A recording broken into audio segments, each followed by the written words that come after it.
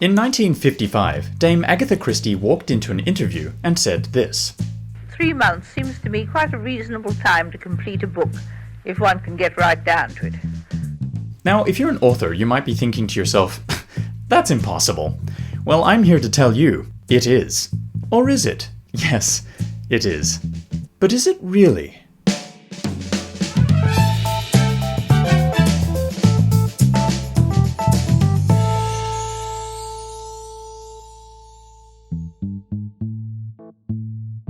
The interview you just heard was recorded when Christie was about 65 years old. By that time, she'd already written 55 novels, and would go on to write over 90 published works, including short story collections, novels, plays, and screenplays. Over 90 published works in 85 years makes Dame Agatha Christie a very prolific author, to say the least. One thing that might have helped her is the fact that Christie started very early. By the time she was 16, she'd already written 4 short stories and 1 big, dreary novel, in her own words. Given, back then there was no internet and no TikTok, and Christie didn't actually go to school until she was 16 years old. So it could have been that she was just bored. And as she herself put it, there's nothing like boredom to make you write. It wasn't until she was 21, however, that she finished the first book of hers that would actually be published, The Mysterious Affair at Styles. But all this begs the question, how long should it actually take to write a novel to completion? Well, let's look at Brandon Sanderson, a modern master of fantasy who is also a very prolific author, and who apparently gets so upset at only publishing 2 books a year that he takes on side projects like completing the Wheel of Time. I've read estimates that it's taking Sanderson around 3 to 4 years to complete each book in the Stormlight Archive. Given these are massive books, they are tomes or doorstops, and they're quite complex as well, so that time frame doesn't seem unreasonable, but I think the key numbers to remember here is that it's taking around 3 to 4 years per book. My own first published novel came in at around 740 hours, which is around 5 months working 5 hours a day. Now, given when I say 740 hours, I'm talking about active hours at the keyboard writing. It actually felt a lot longer than that and took a lot longer than that because, first of all, I'm inconsistent. There's some days where I write for 3 hours and some days where I fall into a writing hole and don't emerge until evening. But altogether, I was working on this project for about 3 years. And now that I say that, I think back and wonder, what the hell was I doing? Let's look at one more old school author, Ian Fleming. In 1963, when Fleming was asked the same question, how long does it take you to write each of your Bond novels, he gave this answer. 6 weeks to 2 months, the actual writing, but I never correct as I go along. I try and get pace into the narrative by sitting straight down at the typewriter. But then, of course, I do 2 or 3 months correction afterwards, and then one has to correct the proofs and so on, so it takes about a year altogether, let's say. Now, Fleming was a very systematic worker. He worked for about 3 hours in the morning and 1 in the evening when he was writing. And I think Fleming is a little more honest about the whole process here as well. Christie never actually mentions in any of the interviews I've seen or read the editing and the rewriting process, which in my experience have actually taken the longest time and have been the most difficult part, actually. But what about you? As a writer, what do you find the most difficult part about writing? Is it the writing process itself, or the planning, or the editing, or the proofreading, or the publishing part? Let me know in the comments below. But in the meantime, let's see what people on Twitter are saying. Rachel Shaw, at RachIIE Shaw, says, selling a book is harder than writing a book. So that's part of the process I didn't actually mention. But I totes feel you here, Rachel.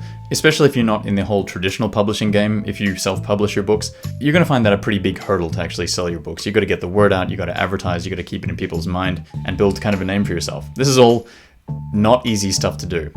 Let's give you a little like here. Naomi Bailey, at nbatleyauthor, says, I never realized how difficult self-publishing really is. It's taking me weeks just to format my file properly as KDP, Kindle Direct Publishing, keeps rejecting it. And then there's marketing and advertising and just making sure the damn thing is readable. I'm exhausted. Hashtag writing community. Yeah, as I just said, these are some things that self-published authors will find really challenging. But we can battle through it, Naomi. Keep strong, lass. Let's give you a little like there. Moving on to part of the process that's a little more depressing. Mark Reynolds at MJR Adventures says, my very first rejection. I was around 16, I think. I want to get a frame for it, but I think it will stay safer in a lockbox. When I need a measuring stick during these times, when I feel like giving up, I pull this out to remind me that I still haven't yet.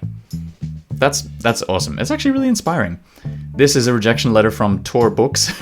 which actually has some quite nice words to mark here, which is actually lovely. If you're a young author, it's the nicest thing in the world to get a rejection that at least talks to you like you're putting the effort in. Which reminds me, when I was like 23 or something, I wrote a pilot episode for a TV series that I'd come up with, and I sent it to one of the local TV channels in Canada. And a couple of weeks later, I actually got a call back from the head of the station, who was incredibly kind and basically told me, look, we're not going to pick this up, but keep going. And she was super nice. And that to me was really important. It was actually a really special moment. Even though I was rejected pretty hardcore, it actually did inspire me to keep going. So thanks to all those agents and literary peoples out there who reply kindly to people who they think have really put the effort in. Stacy L Pearson at SuperStacy318 says, in case no one has told you today, you're a great writer. You are inspiring, motivating, and very talented. Keep writing and staying positive. Yeah, see, this is maybe what you also need after a rejection letter to get something like this.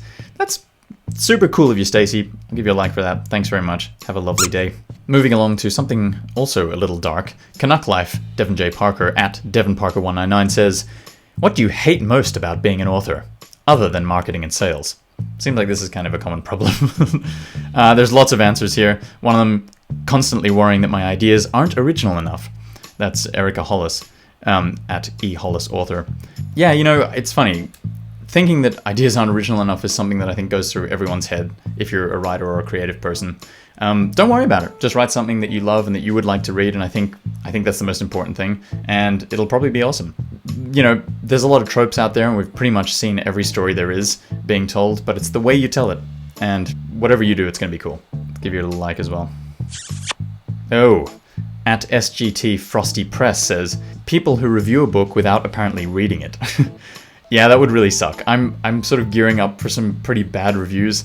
I mean, I hope they're... I would love them all to be nice, but I know that I'm going to get some bad reviews. It's just part of the whole shtick. You just have to deal with it and move on and don't take it too personally. Oil off the duck's back. Pamela, that witchy chick Morris at Pamela Morris 65 says, so much work with so little feedback. Hard to improve when you don't know what you're doing wrong, or right for that matter. Yeah, this is definitely something that I've experienced as well.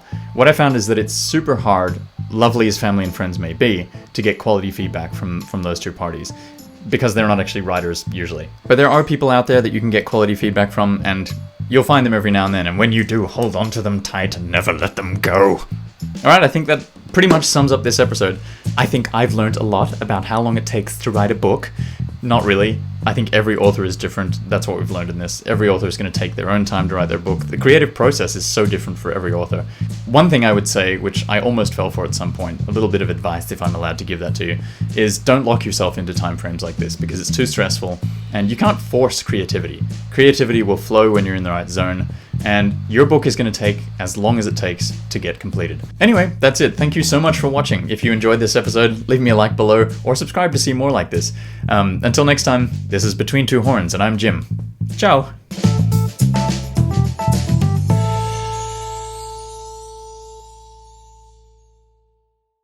Alright, so let's look at one more old school author. Oh my...